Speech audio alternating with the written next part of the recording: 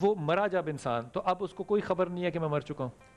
نہیں، اس کو بالکل خبر ہے. جیسے حضرت نے کہا بعض لوگوں کو تو موت سے ایک مہینہ پہلے نہیں، بھی مر کے کیا خبر ہے اس کو کہ میں مر جی چکا ہوں؟ بالکل مرنے کے بعد خبر ہے. جب اس کو بلکہ غسل پہ لے کر جا رہے ہیں تو اس کو خبر ہے کہ مجھے غسل پہ لے کے جا رہے ہیں؟ میں آپ کو بتاتا ہوں، اس کو بالکل خبر ہوتی ہے. ایون کہ جب اس کے اوپر رونے والے روتے ہیں تو اس کو تکلیف ہوتی ہے. تو مفسرین نے لکھا کہ بھائی اس کو کیوں تکلیف ہو رہی ہے؟ اس نے دنیا میں ان کی کاؤنسلنگ نہیں کی، انہیں مسائل نہیں سمجھائے تھے. اور پھر جب اس کو غسل دے کر وہ تدفین ہوتی ہے، جب تدفین ہوتی ہے، ایک منٹ، تو تدفین کے بعد جب یہ لوگ جانے لگتے تو یہ جانے والوں کے قدموں کی آہٹ سنتا ہے، اور یہاں تک فرشتے آ کر اس کو بیٹھاتے ہیں اور سوال جواب کرتے ہیں. تو آقا نے فرمایا تم اپنے بھائی کی قبر پہ تھوڑی دیر بیٹھو اور اتنی دیر کچھ پڑھو کہ ایک اونٹ کو ذبح کر کے اس کا گوشت تقسیم کر دیا جائے تاکہ اس کو انسیت محسوس ہو اور وحشت محسوس نہ ہو. اس پر ابھی آتے ہیں، ابھی ہم پیچھے ہیں تھوڑا سا. اگر وہ شخص جو ہے اس کو یہ پتا ہے کہ مجھے غسل دیا جا رہا ہے یا میں مر چکا ہوں اور مجھ پہ مشکل پیدا ہو رہی ہے کیونکہ یہ لوگ رو رہے ہیں. اس پہ اماں عائشہ کی بھی ایک روایت ہے جس پہ حضرت عبداللہ ابن عمر کو انہوں نے درست فرمایا ہے کہ اس پہ رویا نہ کرو کیونکہ اس کو عذاب ہوتا ہے. اس پہ اماں عائشہ نے ان کی درستگی فرمائی ہے. تو وہ پھر موت کیسی ہوئی اگر اس کو سارا کچھ علم ہے؟ تو دیکھیں، موت اس دنیا سے اس دنیا میں منتقل ہونے کا نام ہے. احساس تو نہیں ختم ہوا مردے کا. اور بینگ اے مسلم، ایک کافر اور مسلمان کی زندگی میں فرق یہ وہ کہتا ہے یعنی آدمی کہانی ختم ہو گئی. اس کا مطلب یہ ہوا کہ مرا ہوا آدمی جو ہے وہ میری باتیں سن رہا ہے. بالکل تو میں اس سے بیٹھ کے باتیں کروں تو اس پہ کوئی اعتراض نہیں ہوگا کہ مردے سے چیزیں ہیں نا، مردے سنتے ہیں یا نہیں. روح اس کی جو ہے وہ اس تمام چیز کا ادراک. روح تو لے گئے آپ نے فرمایا. نہیں لے تو نہیں گئے. وہ تو جب تک جس جگہ اس کا انتقال ہوا ہے اس مقام سے اس کا 40 دن تک جو ہے رابطہ رہتا ہے اس روح کا. روح واپس آتی ہے وہاں پہ وہ ساری چیزیں جو ہے وہ روح تو محسوس کرتی ہے. روح ہی اس کو روح واپس گھر میں آتی ہے. گھر میں آتی ہے کی بات نہیں ہے. بات یہ ہے کہ اس کی کہاں جاتی ہے؟ روح قبض ہو گئی. اس کے قبض ہونے کے بعد وہ روح جو ہے دنیا نہیں چھوڑی اس نے. تمام جگہ جو ہے وہ دیکھیں، ایک روح جو ہے ہماری روح سیلانی کہلاتی ہے کہ آپ خواب میں سوئے ہوئے ہیں، خواب میں آپ جو ہے وہ معلوم ہوا کہ ملک مختلف ملکوں کی سیر کر رہے ہیں، آسمانوں کی سیر کر رہے ہیں اور مدینہ منورہ میں بیٹھے ہوئے ہیں یا امریکہ میں بیٹھے ہوئے ہیں. اور جینونلی ایسا ہے. اچھا، اس کا مطلب روح بھی ایک نہیں ہے. روح جو ہے روح کی دو ہیں. ایک تو سوال کیا جب حضور سے کہ بھئی یہ روح کے متعلق آپ بتائیں کہ روح کیا ہے.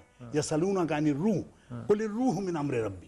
اللہ تعالیٰ نے اس کی وضاحت نہیں فرمائی. اس کا علم بس محدود یہ کہہ دیں کہ یہ اللہ تعالیٰ کے اوامر میں سے ایک امر ہے تو قل الروح من امر ربی، اور آپ نے اتنی ہی اس کی تشریح فرمائی. بس، اور نہیں کسی کو علم.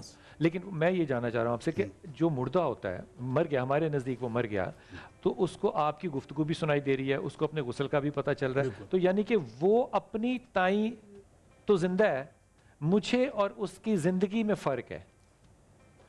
بالکل، ہم تو بالکل حس و حرکت کے ساتھ ہیں، وہ بے حس و حرکت ہے، لیکن اس کی روح ساری چیزوں کو جو ہے وہ ملاحظہ کر رہی ہے. تو روح تو آپ پھر کہہ رہے ہیں چلی گئی ہے، پھر یہ روح کہاں سے آ گئی اس میں دوبارہ؟ میں نے کہا نا کہ ایک روح چلی گئی ہے، دوسری ہے ابھی. وہ ہے ابھی موجود ہے. اس میں کیا میں آپ کو بات بتاؤں کہ غاسل کو، غسل دینے والے کو حکم ہے کہ نرم کرے، آہستہ سے پانی ڈالے. صابن جو ہے وہ اس کے رگڑے نہیں اس کے جسم پر. اس لیے میں بتا رہا ہوں نا آپ کو کہ صابن کا جو ہے جھاگ بنا کر اور وہ جو ہے اس سے ململ سے لگائے ملے. بالکل. اور اسی لیے وہ کپڑا جو ہے وہ رکھا بھی جاتا ہے. تو کیوں دی کہا کہ 4 لاکھ فرشتوں نے اس کا قیمہ کیا ہے. اب اس میں اتنی سخت نہیں ہے کہ وہ پانی کے بوجھ کو برداشت کرے یا صابن کے بوجھ کو برداشت کرے. تو اس کا مطلب وہ محسوس کر رہا ہے. تو مردے کو مردہ نہیں سمجھنا چاہیے، مردہ بھی ایک اور حالت زندگی میں ہے. دیکھیں شہید کے بارے میں یہی کہا، وہ شہید ہے. نہیں سنیں، دیکھیں یہ تو انسان نا. قرآن نے کیا کہا؟ وَلَا تَقُولُوا لِمَنْ يُقْتَلُ فِي سَبِيلِ اللَّهِ. دیکھیں سنیں، اس میں یہ نا کہ یہ مرنے والا بھی تو زندہ اسی لیے تو جنت کے مزے لوٹ رہا ہے، اور جہنم میں اس کو عذاب قبر سے شروع ہو رہا ہے. اگر یہ مرا ہوا ہوتا تو پھر عذاب قبر کا کیا فائدہ؟ یہ فرمائیے کہ جو عذاب ہے قبر کا یہ جسم پر ہے؟ جی، جسم اور روح دونوں پر ہے. روح تو اللہ کا امر ہے، روح اللہ کا امر ہے، لیکن اس کو بھی عذاب ہے. لیکن عذاب تو فیل تو کر رہی ہے نا. یہ جسم بھی تو اللہ کا امر. دیکھیں سر سمجھانا کیونکہ ہم نالائق لوگ ہیں نا. جی سو تھوڑا سا آسان کر کے سمجھائیں. امر رب کو بھی عذاب ہے. دیکھیں میرے سنیں، انسان کیا ہے؟ یہ امر رب نہیں ہے. انسان جو روح کے اوپر تو آپ یہ آیت میری بات سن لینا. دیکھیں سوال کے بعد تھوڑا سا جواب لمبا سر آپ بات کو یوں لے کر آ رہے ہیں نا تو وہ میری عقل اتنی نہیں ہے لیکن میری عقل نہیں ہے شاید اوروں کی عقل میں آ جائے. دیکھیں کن جو ہے نا امر کن کیا ہے آپ مجھے یہ بتائیں. میں آپ سے سوال کرتا ہوں اللہ فرماتے کن ہو جا فیکون چیز ہو جاتی ہے. ہم سب امر کن ہے. آپ یہ نہیں کہہ سکتے کہ جسم اللہ کا امر نہیں ہے. روح کا مطلب کیا ہے کہ یہ روح اوپر سے آئی ہے اور بدن بظاہر مٹی سے بنا ہے. تو یہ فیلنگ جو ہے نا روح ان الابرار لفی علیین قرآن کہتا ہے کہ نیک لوگوں کی روح علیین میں علیین ٹاپ میں جنت میں اور جہنمیوں کی روح آپ کنیکٹ کریں نا. آپ ڈیٹا بہت اچھا دے رہے ہیں یہ بات صحیح ہے لیکن سوال کا جواب جو ہے نا وہ نہیں سمجھ میں آ رہا.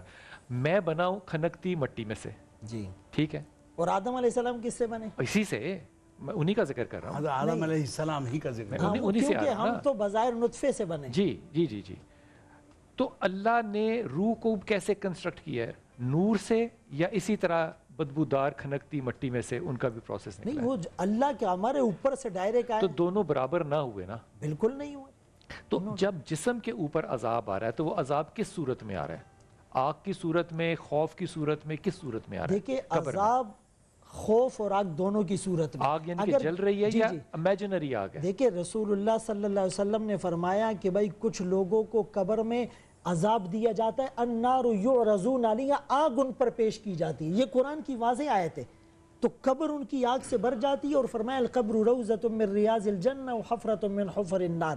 یہ قبر جنت کے باغیچوں میں سے ایک باغیچہ یا جہنم کی بات ہے نا آپ جب قرآن فرمائیں گے نا تو قرآن کے اوپر تو کسی کو دو رائے ہوئی نہیں سکتی نا. آپ جب یہ زور دیں گے کہ یہ قرآن سمجھنے میں دو رائے کہہ رہے ہیں نہیں سمجھنے کی یہ بات ہے کہ جب قرآن کہہ رہا ہے کہ آگ ہے تو وہ آگ وہاں پہ دستی لگی ہے یا امیجنری لگی ہے.